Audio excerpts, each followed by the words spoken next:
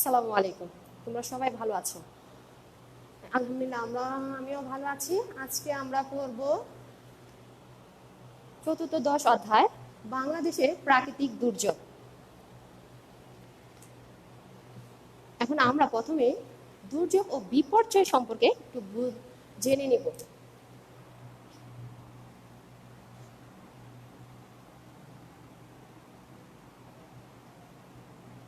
দুর্যোগ ও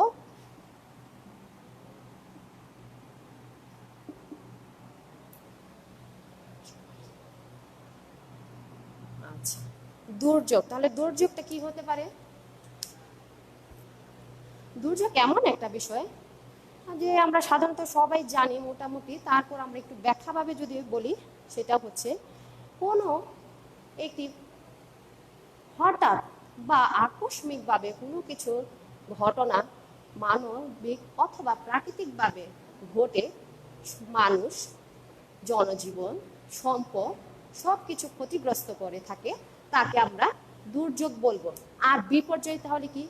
বিপর্যয় হচ্ছে কোনো একটি আকস্মিক প্রাকৃতিক বা মানবিক চরম ঘটনাকে বিপর্যয় বলে থাকবো।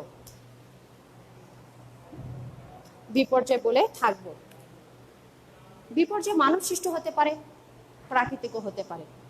যেমন ভূমিকম্প একটা প্রাকৃতিক দুর্যোগ, কিন্তু এর পরবর্তীতে যে ভাঙা অথবা যে পরিবেশটা সৃষ্টি হয় সেটা আমরা বলবো বিপর্যয়। তাহলে বুঝতে পেরেছ যে দুর্যোগ ও বিপর্যয়। আমরা এখন দেখব বাংলাদেশে কয়েকটি প্রাকৃতিক দুর্যোগ। প্রথমে আমরা আসি বন্যা। আমরা সবাই মোটামুটি পরিচিত বন্যা। বন্যা কি? যখন কোনো নদী, খাল, বিল প্রচুর বৃষ্টিপাতের ফলে পানি তার ধারণ ক্ষমতার উপরে চলে যায়, লোকালয়ে প্রবেশ করে। যখন লোকালয়ে প্রবেশ করবে এবং পানির পরিমাণ প্রচুর থাকবে, তখন আমরা সেটাকে বলবো বন্যা। বন্যা দুই ধরনের হয়ে থাকে, এক প্রাকৃতিক বন্যা দুই কারণে হয়ে থাকে, এক প্রাকৃতিক আর একটা হচ্ছে মানব সৃষ্ট। তাহলে প্রশ্ন থাকতে পারে, আমরা প্রাকৃতিকটা বুঝি যে প্রকৃতি প্রদত্ত কোনো ঝড় বৃষ্টির কারণে যে বন্যা হয়ে থাকে সেটাকে আমরা প্রাকৃতিক বন্যা বলে থাকি। কিন্তু মানব সৃষ্ট বন্যার প্রশ্নটা থাকে যে মানব সৃষ্ট কি করে হয়? হ্যাঁ, মানব সৃষ্ট হবে এই কারণে যে নদীর গতিপথ যদি পরিবর্তন করে ফেলে, তারপরে হচ্ছে তোমার অপরিকল্পিত নগরায়ন, যেখানে অপরিকল্পিত নগরায়ন যা পানি নিষ্কাশনের পথ কম থাকবে, তখন কি হবে? সে পানি নিষ্কাশনের পথ যদি বন্ধ থাকে, তখন সেই পানিটা বের হওয়ার জন্য কোনো পথ না পেয়ে তখন সে কি করবে? মানুষের ঘর বাড়ি রাস্তাঘাট ডুবিয়ে ফেলবে। সেটা হবে মানব সৃষ্ট কারণ। আর প্রাকৃতিক কারণ হচ্ছে উজানের বৃষ্টি পানি, তারপর হচ্ছে বরফ গলা পানি, তারপর হচ্ছে প্রচুর বৃষ্টিপাত, তারপরে হচ্ছে তোমার বৃক্ষকর্তন। এই সকল কিছু হচ্ছে প্রাকৃতিক কারণ। আবার বন্যার শ্রেণী বিভাগ আছে। বন্যা মৌসুমী বন্যা ও জোয়ার জনিত বন্যা, যেটা স্বল্প সময়ে কোনো না কোনো ঋতু বিশেষে যে বৃষ্টিটা হয় সেটা হচ্ছে মৌসুমী বন্যা। এবং জোয়ার ভাটা জনিত বন্যা যেটা, সেটা হচ্ছে তোমার যে সমুদ্রের জোয়ার ভাটার কারণে যে জলোচ্ছ্বাসের মাধ্যমে বন্যা সৃষ্টি হয়, সেটাকে আমরা বলবো কি? জোয়ার জনিত বন্যা। তারপর হচ্ছে বন্যার প্রভাব। আমরা কি করবো এখন? বন্যা প্রভাব। আমরা কারণ জানলাম, শ্রেণী বিভাগও জানলাম, এখন আমরা প্রভাবটা কি, মানে মানুষের উপর কি দিক করে, লাভ করে না ক্ষতি করে? বন্যা শুধু মানুষের ক্ষতি করে না, এর এক দিকে মানুষকে লাভবান করে, অর্থনৈতিক দিক দিয়ে লাভবান করে। যেমন তুমি মনে করো বন্যা হচ্ছে, কোনো অঞ্চলে বন্যা হলো, বন্যার পানিতে অনেক পলি এসে সেই এলাকা বা সেই অঞ্চলে জমিতে উর্বরতা শক্তি বৃদ্ধি করে, যার ফলে উর্বরতা শক্তি যখন বৃদ্ধি করবে শক্তি যখন বৃদ্ধি করবে তখন সেই অঞ্চলে কৃষি উৎপাদন বৃদ্ধি পাবে, উৎপাদন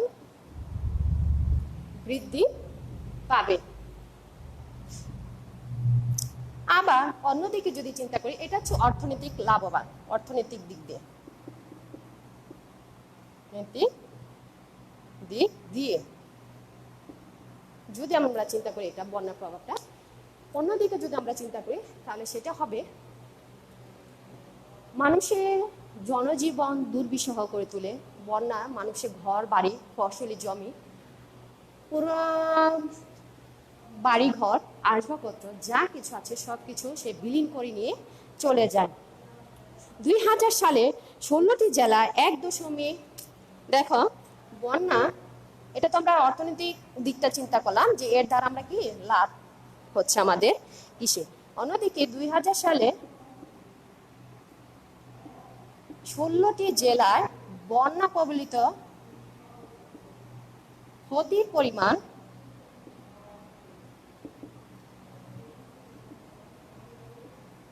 1.8 লক্ষ হেক্টর জমি।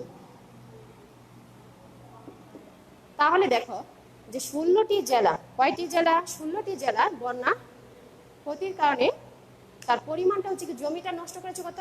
1.84 লক্ষ হেক্টর জমি। এটা যদি আমি উৎপাদন আকারে চিন্তা করি, উৎপাদন মানে এই জমি, এই যে জমিটা ক্ষতি হলো, কবলিত ক্ষতির পরিমাণ জমি লিখি তাহলে আরো সুবিধা হবে, জমির ক্ষতির পরিমাণ। এখন এই জমিতে যদি আমরা ফসল উৎপাদন হতো তাহলে তার পরিমাণ হয়ে যেত কত? 5.8 লক্ষ মেট্রিক টন। তাহলে দেখো যে 16টি জেলার মাধ্যমে আমার ক্ষতি হচ্ছে জমির পরিমাণ হিসেবে 1.8 লক্ষ হেক্টর জমি। আর এটা যদি আমি উৎপাদন করি, যে কোনো কৃষি ফসল, ধান, পাট, গম যা চাষি করি, তার মাধ্যমে আমি লাভ হতো 5.28 লক্ষ মেট্রিক টন। তার মানে বন্যা শুধু আমাদেরকে লাভও করে না, বরং ক্ষতির পরিমাণটাই বেশি। এর দ্বারা মানুষের জনজীবন, মানুষও ক্ষতিগ্রস্ত হয়, মানুষ মারা যায়, তার সঙ্গে সঙ্গে বিভিন্ন ধরনের রোগ সৃষ্টি হয়ে থাকে। বন্যা নিয়ন্ত্রণ ব্যবস্থা সাধারণত 3টা: সাধারণ, শ্রমসাধ্য ও ব্যয়বহুল ও সহজ প্রকৌশল। সাধারণ সেটা হচ্ছে নদীতে বাঁধ নির্মাণ তৈরি করা, শ্রমসাধ্য আর হচ্ছে সহজ। বাংলাদেশে এই বন্যা যে হয় তার প্রধান পানি আসে, দেখো আমি একটু ম্যাপের সাহায্যে তোমাদেরকে যদি দেখাই তাহলে আর একটু সহজে বুঝতে পারবা।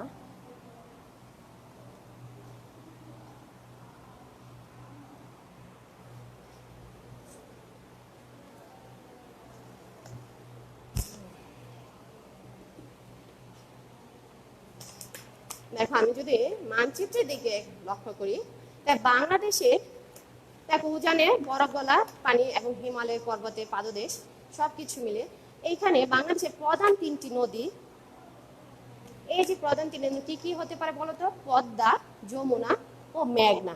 এই 3টি নদী উৎসস্থল হচ্ছে চীন, নেপাল, ভারত ও ভুটানে। যার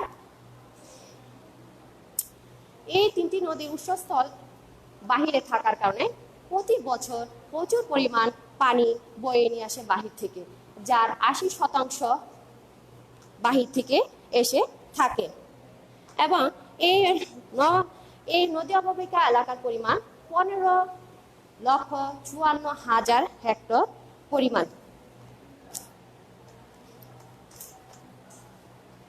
হেক্টর পরিমাণ, যার মাত্র কত শতাংশ?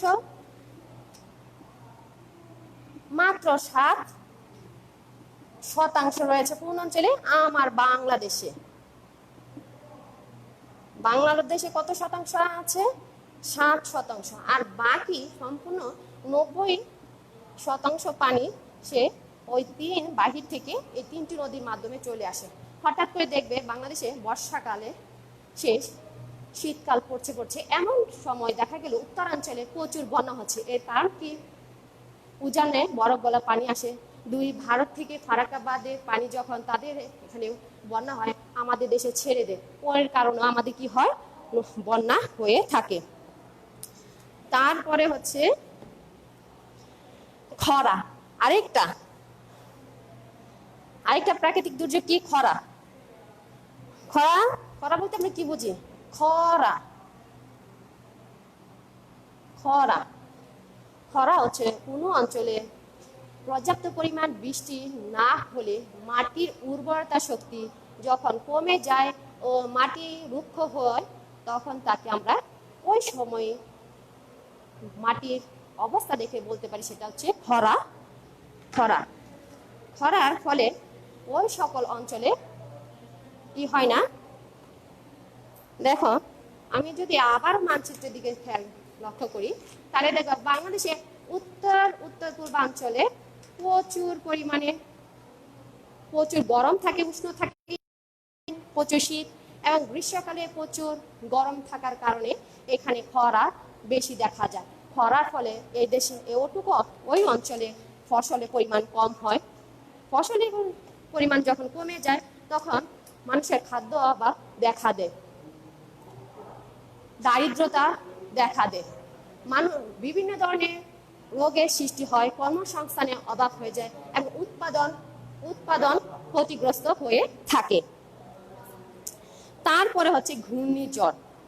তার মানে খরাটা আমরা বুঝতে পেরেছি যে মাটির উর্বরতা, মাটির যে আর্দ্র, মাটির কি আর্দ্র, আর্দ্র মানে কি? মাটিতে যে ভেজা ভেজা ভাব থাকে। যে তুমি একটি গাছ লাগাবা, একটা টব, এই টবে কি আছে? আর্দ্র টব বা রুক্ষ।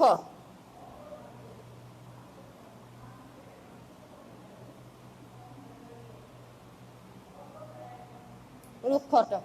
এখন এই টবে তুমি গাছ লাগিয়েছো, এই টবে গাছ লাগিয়েছো, এই টবে তোমাকে পানি দিতে হবে না।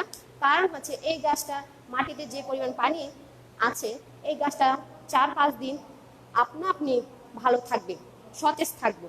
আর টবটাতে যেটা তুমি শুকনা, সেই মাটিটা যখন শুকনা থাকবে তুমি গাছ লাগাবে, একটু 5 মিনিট পরে দেখবে বা আধা ঘন্টা পরে দেখবে গাছটা আস্তে আস্তে নুয়ে পড়ছে। পরে আরো একটু লক্ষ্য করে দেখবে যে ওই গাছটা আস্তে আস্তে মারা যাচ্ছে। এর কারণ কি? মাটি শুকনো। ঠিক তো খরাটা আমরা ওইটাই বুঝি যে কোনো অঞ্চলে মাটির আর্দ্রতা যখন কমে যায়, মাটি রুক্ষ হয়ে ওঠে, তখন সেই অঞ্চলকে আমরা খরা অঞ্চল বলে থাকি। বাংলাদেশের উত্তর পূর্বাঞ্চলে খরা দেখা যায়। তারপর হচ্ছে ঘূর্ণিঝড়। ঘূর্ণিঝড় তো আমরা কয়েকদিন আগেও দেখলাম, সেটার নাম কি ছিল? আমফান। ঘূর্ণিঝড় দেখো বাংলাদেশের মানচিত্রটা আমি একটু পরে দেখাচ্ছি।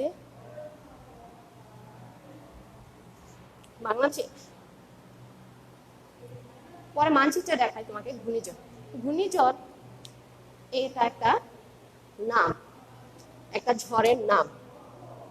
এই ঝড়টা বিভিন্ন অঞ্চলে বিভিন্ন নামে আখ্যায়িত হয়ে থাকে। কোনো অঞ্চলে সাইক্লোন, কোনো অঞ্চলে ঘূর্ণিঝড়, কোনো অঞ্চলে কালবৈশাখী, এই বিভিন্ন নামে ঘূর্ণিঝড়কে অভিহিত করা হয়ে থাকে।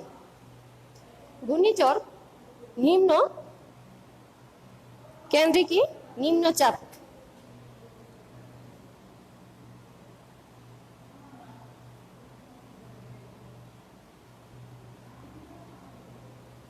কেন্দ্রে হয়তো তোমরা এটা কি লিখেছি বুঝতে পারবে না, এটা হচ্ছে বঙ্গোপসাগর।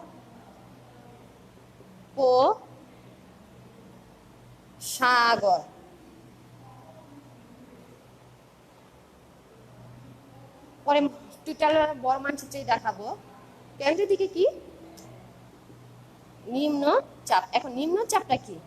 যখন প্রচন্ড গরম হয়, ওই অঞ্চলে প্রচন্ড সূর্যের তাপের কারণে বাতাস হালকা হয়ে যখন উপরে উঠে যায়, চতুর্দিক থেকে বাতাস বায়ু কেন্দ্রের দিকে আগমন করতে থাকে বা দ্রুত বেগে আসতে থাকে।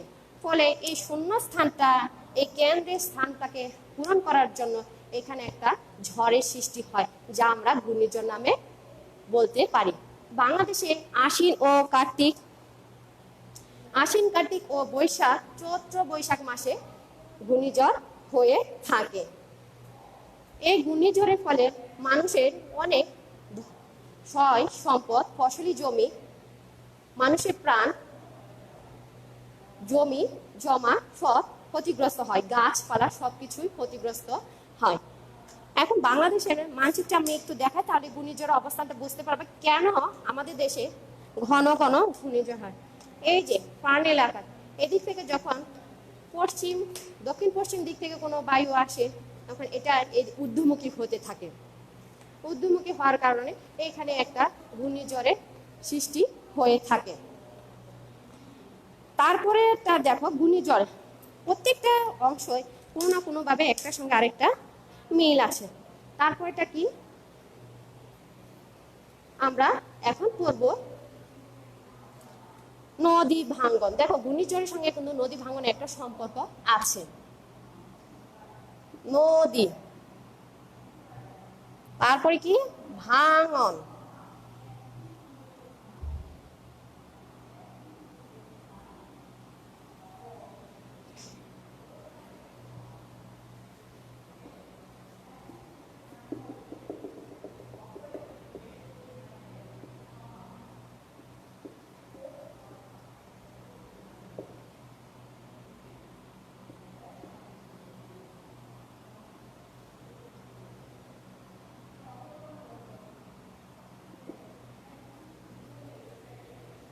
দেখো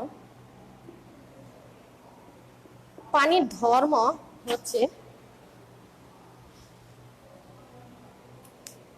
বাংলাদেশের অবস্থান দিক থেকে যদি চিন্তা করো, উত্তর দিকে উঁচু এবং দক্ষিণ দিকে ক্রমশ ঢালু, যার ফলে উজান থেকে নদীগুলো নিচের দিকে যখন নামতে থাকে, ঢেউয়ের আঘাতে নদীর এক পাশ ভেঙে ক্ষয় হতে থাকে, পার্শ্ব ক্ষয় হতে থাকে।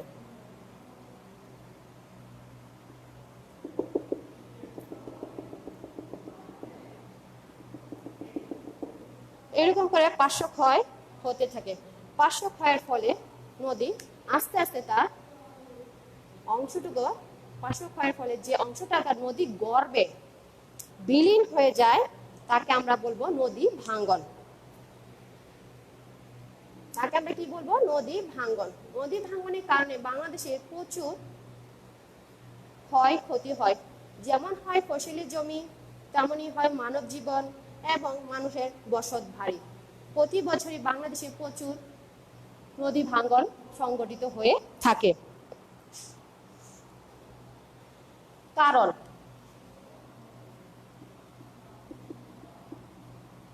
নদী ভাঙ্গনের কারণ এক, জলবায়ু পরিবর্তন।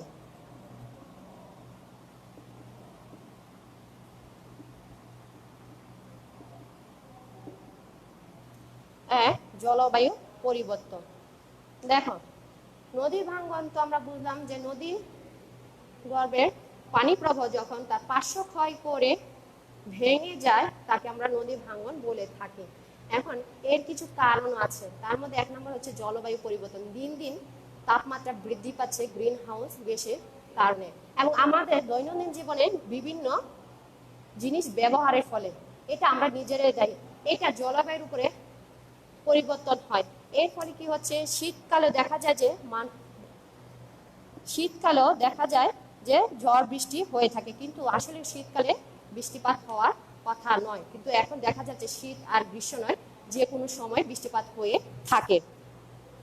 তারপর হচ্ছে নদী প্রবাহ।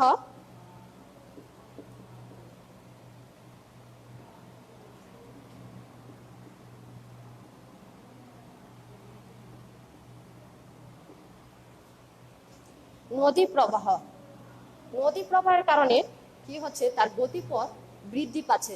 কারণ সে নদীর পানি যখন বন্যা উজানে প্রবাহ যখন বেশি থাকে, স্রোত বেশি থাকে, তখন সে কিন্তু কি করবে, তার পার্শ্ব ক্ষয়টা বেশি করে হবে। এর ফলে কি হবে, গতিপথ বৃদ্ধি পেয়ে যাবে, কি হয়ে যাবে, বৃদ্ধি পেতে থাকবে। নদী 3, নদী গর্ভে শিলার উপাদান।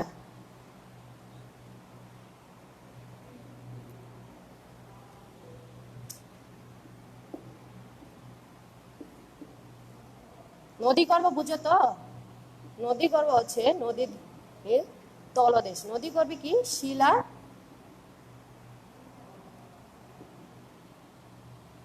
উপাদান।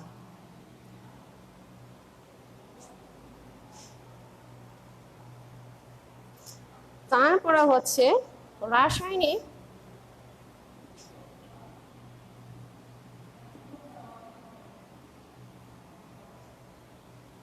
রাসায়নিক উপস্থিতি। কারণ রাসায়নিক উপস্থিতি বলতে এখানে বিভিন্ন ধরনের কেমিক্যাল, ধরো নদীর পাশে যদি কোনো কারখানা থাকে, সেই কারখানা থেকে যে বর্জ্য পদার্থগুলো থাকে তার সঙ্গে বিভিন্ন ধরনের কেমিক্যালের উপস্থিতি লক্ষ্য করা যায়। এর মাধ্যমেও কি হয়ে থাকে, নদী ভাঙ্গনের সৃষ্টি হয়। নদী ভাঙ্গনে মূলত পানির ধারা হয়ে থাকে। নদীর ধারা কি ক্ষয়ক্ষতি, তার মানে এটাও গেল আমার নদী। কারণটা বুঝতে পেরেছো তো? আর একটু বইয়ের দিকে মনোযোগ দিবে, দেখবে আরো সহজ লাগবে। ক্ষয়ক্ষতি, নদী ভাঙ্গনে কি, ভাঙ্গনে ক্ষয়ক্ষতি। দেখবা তোমাদেরকে একটু বলি, বাংলাদেশে একটু মানচিত্রের দিকে একটু লক্ষ্য করো, তাহলে আরেকটু সহজ করে বুঝো। দেখো এটি কি নদী বলতে পারবে? এটা হচ্ছে যমুনা নদী। এটা হচ্ছে ব্রহ্মপুত্র, পদ্মা, মেঘনা, সব নদী মিলিত হয়ে মেঘনা হয়ে বঙ্গোপসাগরে পতিত হয়েছে। এই দেখো যমুনা নদীর অঞ্চলের দুপাশে এগুলি হচ্ছে চরাঞ্চল। এইগুলি কি হয়, প্রতি বছর নদী ভাঙ্গনের সৃষ্টি হয় বন্যার মাধ্যমে। প্রচুর বৃষ্টিপাতের ফলে নদী ভাঙ্গন দেখা যায়। নদী ভাঙ্গনের কারণে যে এলাকায় নদী ভাঙ্গন ঘটে সেখানকার 3 লক্ষ, কয় লক্ষ, 3 লক্ষ লোক সরকারি ও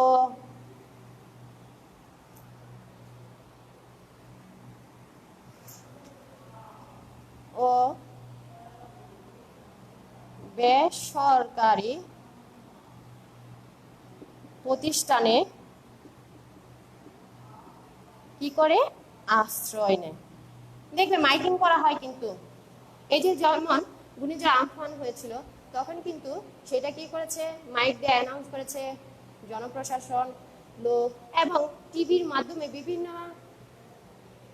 ভাবে স্লোগানের মাধ্যমে তাদেরকে বলা হয় নদী ভাঙ্গনের কারণে যে মানুষের প্রাণহানি ঘটতে পারে, আপনারা কি করবে, নিরাপদ আশ্রয়ে যেতে হবে। এখন নিরাপদ আশ্রয়ের জন্য কি করছে তারা, 3 লক্ষ লোক সরকারি বেসরকারি ভাবে কি হচ্ছে, আশ্রয় স্থানে আশ্রয় নিচ্ছে, কোন সরকারি ও বেসরকারি প্রতিষ্ঠানে আশ্রয় নিচ্ছে। এখন এই যে 3 লক্ষ লোক আশ্রয় নিল, এর ধারে কি দেশের কোনো ক্ষতি হবে না? অবশ্যই হবে, কারণ এই 3 লক্ষ মানুষের প্রচুর অর্থনৈতিকভাবে ক্ষতিগ্রস্ত হয়। বাংলাদেশে 200 কোটি টাকার ক্ষতির সম্মুখীন হয় কে, বাংলাদেশ সরকার সম্মুখীন হয়ে থাকে। আর প্রতি বছর 8,000 কত, 8,700 হেক্টর, বলো তো কোথায় যায়, 8,700 হেক্টর জমি নদী গর্ভে বিলীন হয়ে যায়।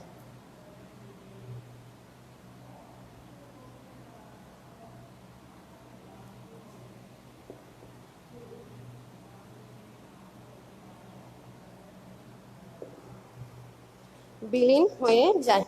এরপরে আমরা পড়বো যে এই সব কিছু কিন্তু পূর্বাভাস আছে। বলো তো কোন প্রাকৃতিক দুর্যোগের কোনো পূর্বাভাস যা এখন পর্যন্ত আবিষ্কৃত হয়নি? ধরতে পেরেছ অবশ্যই, তা হচ্ছে কি ভূমিকম্প। কারণ সবকিছুর কিন্তু পূর্বাভাস আছে। যেমন বৃষ্টিপাত, প্রচুর বৃষ্টিপাত হলে কিন্তু আমরা বুঝতে পারি যে বন্যা হওয়ার সম্ভাবনা আছে। তখন আমরা কিন্তু মাইকিং এর মাধ্যমে বা বিভিন্ন ভাবে লোকজনকে সতর্ক করে থাকে এবং আশ্রয়স্থলে নিয়ে যাওয়ার ব্যবস্থা করে। কিন্তু ভূমিকম্পের কথাটা এখন পর্যন্ত বা আজ পর্যন্ত আবিষ্কৃত হয়নি। কিন্তু আমরা বুঝতে পারি ভূমিকম্প রিক্টার স্কেলের মাধ্যমে এর ক্ষমতা। ভূমিকম্প, ভূ অত মাটি, কম্পন মানে হচ্ছে কাঁপা। দেখো, যখন কোন স্থানে মাটি হঠাৎ কেঁপে উঠবে, এই হঠাৎ বা আকস্মিকভাবে কেঁপে ওঠাকে আমরা কি বলবো? ভূমিকম্প বলবো। এই ভূমিকম্পের কেন্দ্রে, এটা যদি আমি কেন্দ্রে চিন্তা করি, কেন্দ্র, তার কাছে উপকেন্দ্র আছে। দেখা যায় কেন্দ্রে তো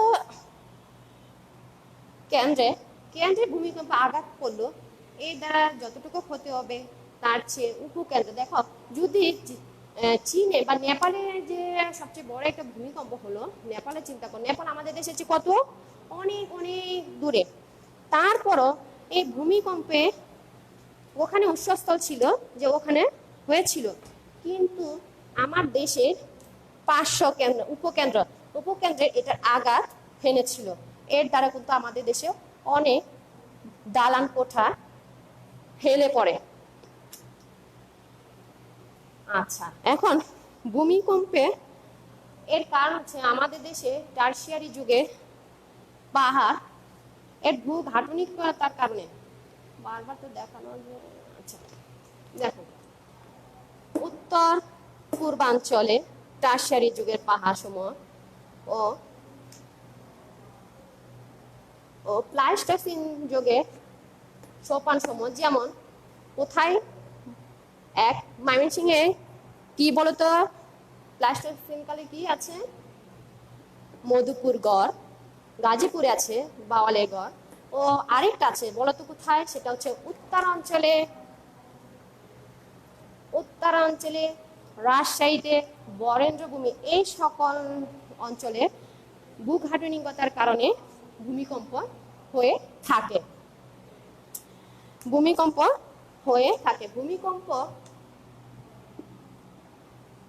1993 সালে সমগ্র বাংলাদেশকে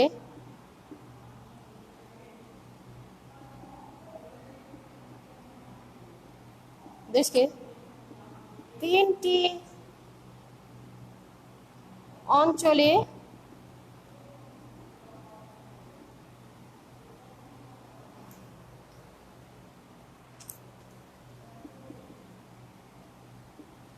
বিভক্ত করেছে।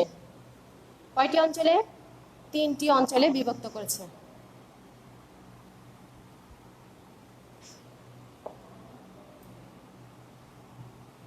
অঞ্চল 1,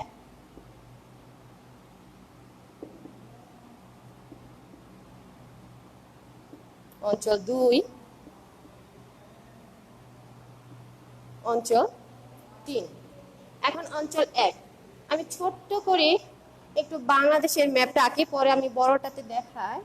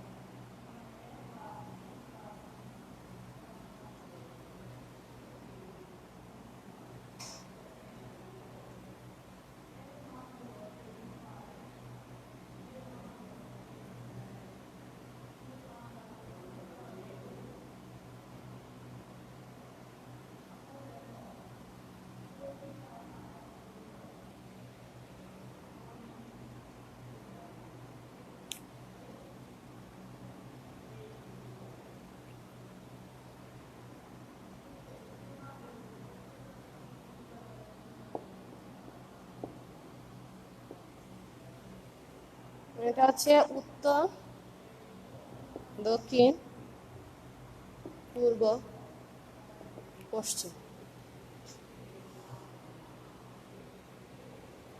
এখন অঞ্চল 1,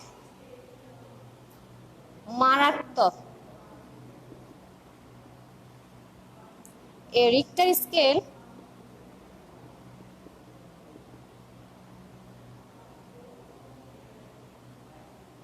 মাত্রা 7। মারাত্মক যে অঞ্চলটা সেটার কি রিক্টার স্কেল, যে ভূমিকম্প মাপার যে যন্ত্র সেই স্কেলটার মাধ্যমে মাপার পরিমাণ হচ্ছে 7। এটা হচ্ছে মাঝারি।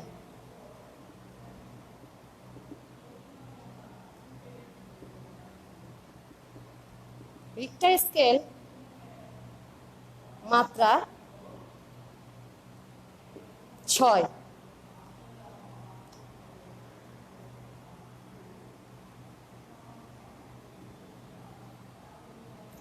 স্বল্প না দিই, অল্প দিই,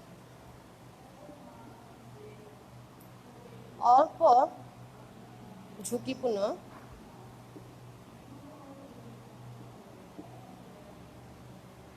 ঝুঁকিপূর্ণ রিক্টার স্কেল কত হতে পারে? স্কেল মাত্রা 5। এখন এই তিনটা, এখন দেখো রিক্টার স্কেল মাত্রা 1 এ কি আছে?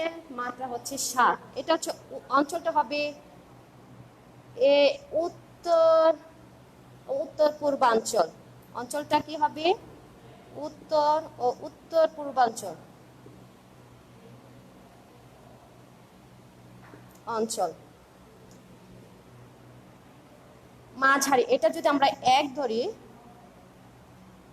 1, এখানে 2 তাহলে মধ্য অঞ্চল। তাহলে বাকি থাকলো কোনটা আমার? দক্ষিণ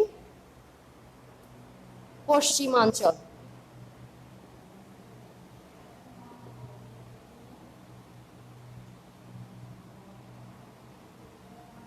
দক্ষিণ পশ্চিমা অঞ্চল।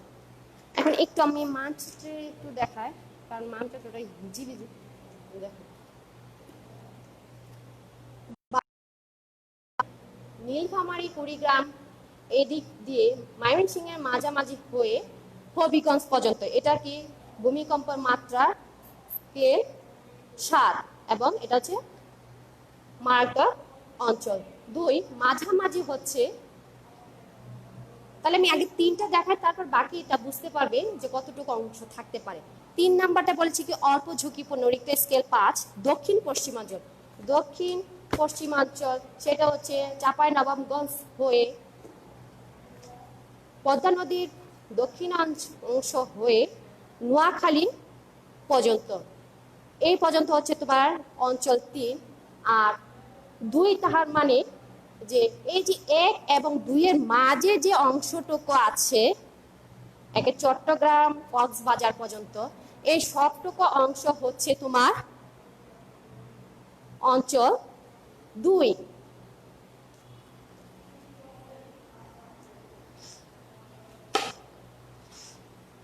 বুঝতে পেরেছো? তার মানে আমরা বাংলাদেশ এখনো মারাত্মক ঝুঁকির মধ্যে আমরা বসবাস করছি। কিসের জন্য? কারণ এর তো কোনো সংকেত নেই, ভূমিকম্পের কোনো কি নেই, সংকেত নেই, কিন্তু আমাদের কিছু নিয়ম মেনে চলতে হয়। যেমন ভূমিকম্পের সময় আমরা করবো কি? ভূমিকম্পের সময় করণীয়,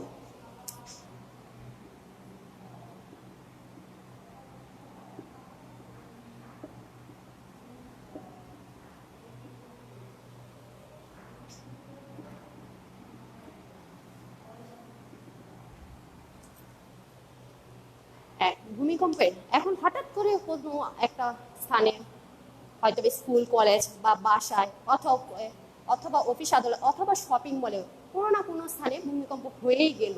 এখন আমরা কি করবো? হুলস্থুল করবো না চিৎকার শুরু করব? তা না করে আমাদের প্রথমেই করতে হবে কি, যদি আমি চিন্তা করি লিফটে যদি হয়ে থাকে, লিফটে যদি ভূমিকম্প হয়ে থাকে বা ওই অঞ্চলে যদি ভূমিকম্প বা ওই স্থানে হয়ে থাকে, এখন তুমি লিফটে আছো, কি করবে? লিফটে সঙ্গে সঙ্গে লিফটম্যান যিনি এটা রক্ষণাবেক্ষণ করেন ওনার সঙ্গে দ্রুত যোগাযোগ করতে হবে। তুই গাড়িতে আছো, এখন গাড়িতে থাকলে তুমি কি করবে, তাৎক্ষণিক ভাবে কোনো শক্ত একটা কিছু সাহায্যে শক্ত করে ধরে বসে থাকতে হবে।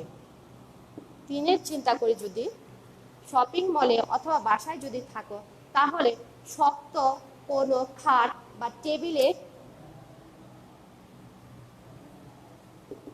বাসায় যদি হয়ে থাকে শক্ত কোনো টেবিল অথবা খাটে নিচে লুকাবে, অথবা দেখবে বিল্ডিং এর পিলার, বিল্ডিং এর যে বাসার যে ক্যালামগুলো এটা কিন্তু ভাঙলে কিন্তু একটা আমার হাত দেখবে এইরকম অবস্থা হয়, এর মাঝখানে কোনো অংশটুকু ফাঁকা থাকে, একটা ভি আকৃতির একটা ফাঁকা অংশ থাকে, এই অংশটুকুর মধ্যে তুমি আশ্রয় নিতে পারবে। কারণ হচ্ছে এইটুকু অংশ কখনোই রড ভেঙে পড়ে যাবে না, ওটা ফাঁকা স্পেস তৈরি করবে, ওখানে তুমি আশ্রয় নিতে পারবে। এই অংশটাকে তুমি ইচ্ছা করলে অফিস আদালতে যদি হয়ে থাকে অথবা স্কুলে হয়ে থাকে অথবা অন্য কোনো যেখানে দালান আছে সেই জায়গায় তুমি এই জায়গাটাকে মধ্যে তুমি নিরাপদ। এবং সিঁড়ি কোঠা, একটা বিল্ডিং এর সবচেয়ে মজবুত অংশ হচ্ছে তার সিঁড়ি, সিঁড়ি নিচে তুমি এমন এই ক্যালামের পাশে তুমি আশ্রয় নিতে পারবে। আর আমাদের সব সময় ঠান্ডা মাথায়, কারণ ভয় তো আমাদের কাজ করে, কিন্তু তখন আমাদের কি করতে হবে, শান্ত থাকতে হবে। গয়নাকাটি বা কাপড় চোপড় বা অর্থ সম্পদের জন্য আলমারি খুলতে যেও না, তাহলে কিন্তু ওই আলমারির নিচে পড়ে মরে থাকতে হবে। এখন আমরা করব কি,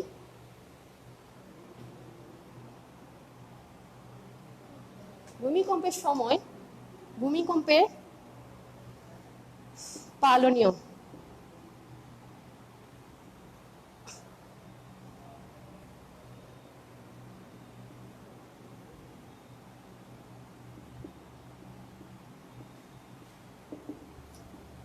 যখন তুমি বাড়ি তৈরি করবে, বিল্ডিং তৈরি করবে, তখন বিল্ডিং কোড মেনে তোমার বাসা তৈরি করতে হবে এবং তোমার বাসার চতুর্দিকে পর্যাপ্ত পরিমাণ জায়গা রাখতে হবে।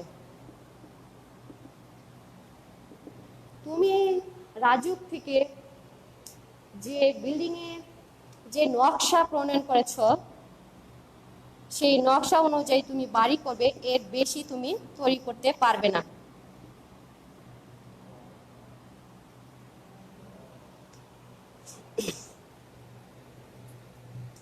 এগুলো হচ্ছে কি ভূমিকম্প। এরপরে আরেকটা প্রাকৃতিক দুর্যোগ আছে, বলতো এর সঙ্গে ভূমিকম্পের সাথে কিন্তু একটা সম্পর্ক আছে, কি হতে পারে, সেটা হচ্ছে সুনামি।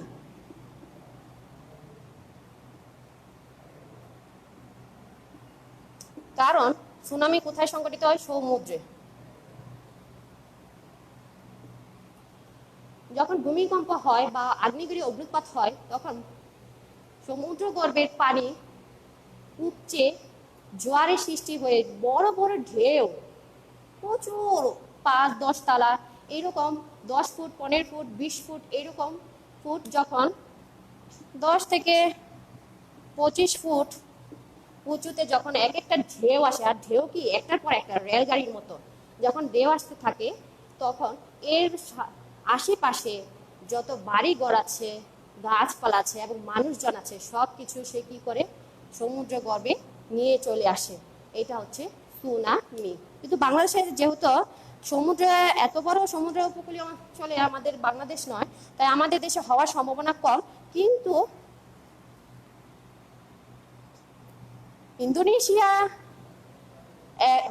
ইন্দোনেশিয়াতে হয়েছিল, সেই আঘাতটা আমাদের বাংলাদেশে একটু প্রভাব পড়েছিল। এখন আমরা সর্বশেষ এত কিছু জানলাম প্রাকৃতিক দুর্যোগ সম্পর্কে, এখন এই দুর্যোগ থেকে আমরা কি করে মোকাবেলা করব তার কিছু ধাপ আছে, তা আমরা বলবো প্রাকৃতিক দুর্যোগ ব্যবস্থাপনা।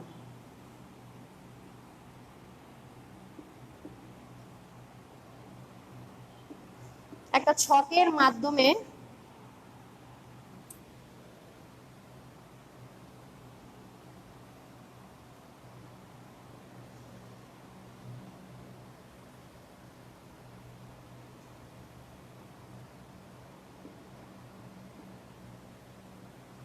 দুর্যোগ আচ্ছা, তোমাদেরকে একটা উদাহরণ দিই, যেমন ভূমিকম্পটা দিই, তাহলে আর বুঝতে পারবে। একটা ভূমিকম্প দিয়ে আমরা এই দুর্যোগ ব্যবস্থাপনাটা একটু বুঝবো।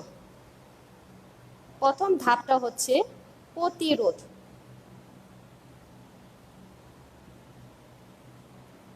প্রতিরোধ এখন প্রতিরোধ ভূমিকম্প বা এইরকম আলোকে তোমাদের প্রশ্ন আসে, ভূমিকম্প অথবা ঘূর্ণিঝড়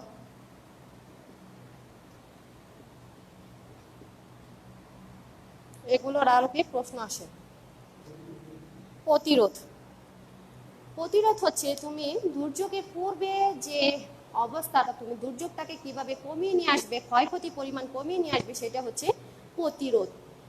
এখন ভূমিকম্প বা ঘূর্ণিঝড়, ধরো ভূমিকম্পের কথাই বলি, ভূমিকম্প হবে। এখন তুমি যদি বিল্ডিং কোড মেনে যদি বাড়িঘর তৈরি নির্মাণ করে থাকো এবং তুমি ভূমিকম্প মহড়া মানে কি করে ভূমিকম্প থেকে আমাদের জনজীবন রক্ষা করা যায়, সেইগুলো যদি আমরা যদি একটু মুখ্য অভিনয়ের মাধ্যমে জানতে পারি, তাহলে কিন্তু অনেকটুকু ক্ষতির পরিমাণ কমে আসবে। তারপরে হচ্ছে প্রশমন।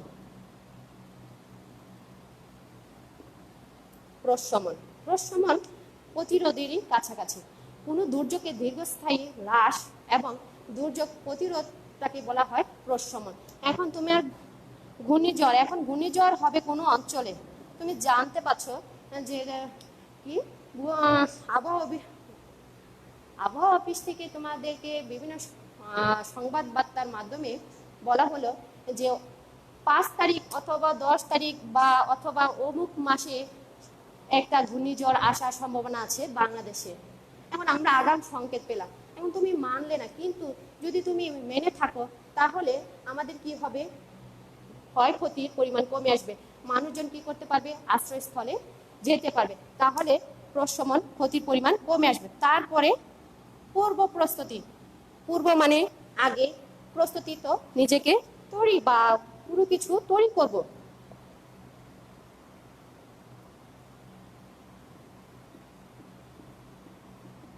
পূর্ব প্রস্তুতি।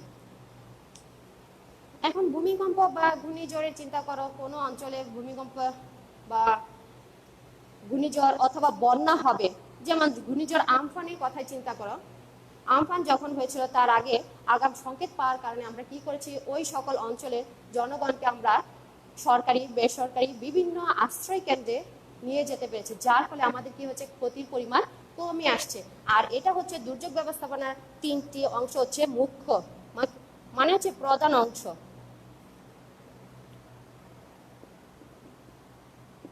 তারপরটা কি হতে পারে বলো, সেটা হচ্ছে সারা দান। তোমাকে আমি ডাক দিলাম, তুমি যদি আমার ডাকে উত্তর আসে বা আমার দিকে ফিরো, তাহলে আমি বুঝবো যে হ্যাঁ তুমি আমার কথাটা বুঝতে পেরেছো। এটাকে বলে আমরা বুঝতে পারি সহজে সারাদান। সারাদান হচ্ছে কোনো অঞ্চলে ঘূর্ণিঝড় হলো অথবা বন্যা হলো, সেই অঞ্চলে তাৎক্ষণিকভাবে তোমার খাবার, ত্রাণ সামগ্রী পৌঁছে দেওয়া, সেটা আমরা বলবো সারাদান। তারপরে হচ্ছে পুণ্য উদ্ধার।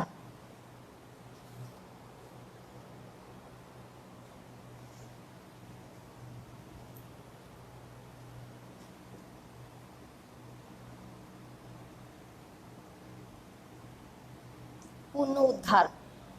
এখন এই যে ঘূর্ণিঝড় বা ভূমিকম্পের পরে ওই অবস্থাটাকে পূর্বের ন্যায় ফিরিয়ে আনা, অথবা ঘূর্ণিঝড় হলো, এই যে দক্ষিণাঞ্চলে এত ক্ষতিগ্রস্ত হলো ঘূর্ণিঝড় আমফানের কারণে, সেই অঞ্চলটাকে তো পুনরায় ফিরিয়ে আনার যে ব্যবস্থা করা হবে, সেটা হবে কি, পুণ্য উদ্ধার। তারপরে সর্বশেষ আমরা কি কোনো কিছু কি করে থাকি, উন্নয়ন করে থাকি। কি করে একটা ব্যক্তি তার পূর্ব অবস্থায় ফিরে আসতে পারে, তার ফসলি জমির জন্য আমরা জমি অথবা কৃষি উৎপাদনের জন্য বিনা বিনা টাকায় আমরা সার বীজ যদি প্রদান করে থাকি এবং বাড়িঘর যদি আমরা নতুন করে মেরামত করে দিয়ে থাকি, তাহলে ওই অঞ্চলের ব্যক্তিরা কিছু না হোক কিছু তারা উন্নয়ন স্বাভাবিক জীবনে ফিরে আসবে। বুঝতে পেরেছ দুর্যোগ ব্যবস্থাপনা? আর দুর্যোগ ব্যবস্থাপনা হচ্ছে একটি ব্যবহারিক বিজ্ঞান। এখন এই যে আমরা এত কিছু জানি, কি করে জানি? তা হচ্ছে আমাদের আবহাওয়া বার্তার মাধ্যমে। বাংলাদেশে একটি সরকারি আবহাওয়া সংস্থা আছে, তার নাম হচ্ছে স্পারসো।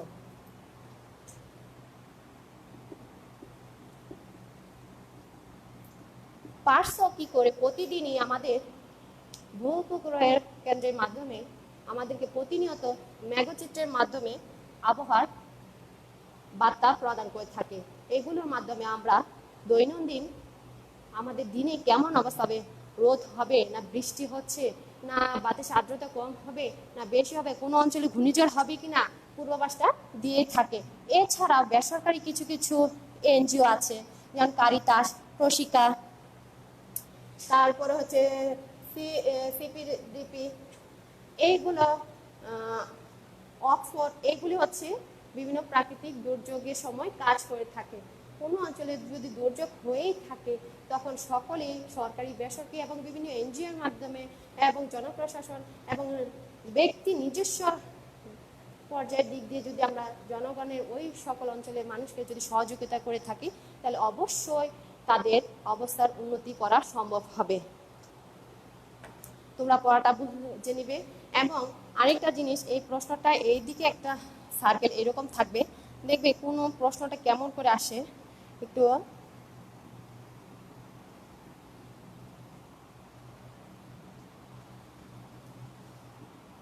এই প্রশ্নের মাধ্যমে শেষ করি।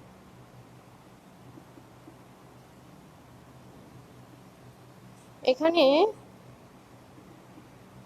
ঘূর্ণিঝড় দিল, তোমার প্রশমন দিয়েছে, প্রতিরোধ দিয়েছে,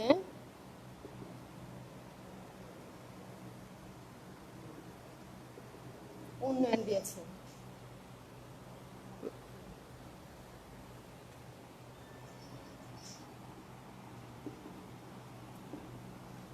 বাকি কয়টা? 6টার মাঝে 3টা দেওয়া আছে আর বাকি 3টা দেওয়া নেই। এখন ক, খ, গ, ক এরকম করে প্রশ্ন আসতে পারে। প্রথম যদি প্রশ্ন আসে এরকম যে দুর্যোগ কাকে বলে, ঘূর্ণিঝড় কিভাবে সৃষ্টি হয় তা ব্যাখ্যা করো, 2 নম্বর প্রশ্ন। 3 নম্বর প্রশ্ন আসতে পারে ঘূর্ণিঝড়ের ক চিহ্নিত